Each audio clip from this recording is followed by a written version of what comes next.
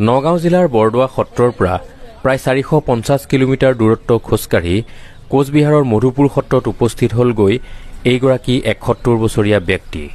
নাম তেওঁৰ বিপিন চন্দ্ৰ খনিকৰ। নগাঁও জিলাৰ কলিয়াবৰৰ উলুৱনিত ঘৰ বিপিন চন্দ্ৰ খনিকৰৰ। বৰদোৱা সত্ৰৰ পৰা প্ৰায় 450 কিলোমিটাৰ খোজকাঢ়ি গৈ তেওঁ ইতিমধ্যে উপস্থিত হৈছেগৈ কোচবিহাৰৰ মধুপুৰ সত্ৰত।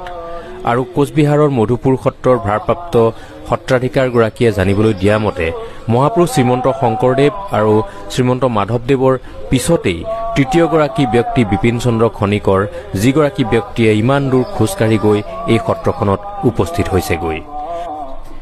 জ্যেষ্ঠ নাগৰিকসকলৰ মনোবল বৃদ্ধি আৰু সুস্বাস্থ্য ৰক্ষাৰ বাবে সজাগতা সৃষ্টিৰ উদ্দেশ্যে বিপিন চন্দ্ৰ খনিকৰে আচলতে আৰম্ভ কৰিছিল এই পদযাত্ৰা। আৰু 26 দিনৰ মূৰত তেওঁ নগাঁৱৰ বৰদোৱাৰ পৰা গৈ উপস্থিত হ'লগৈ কোচবিহাৰৰ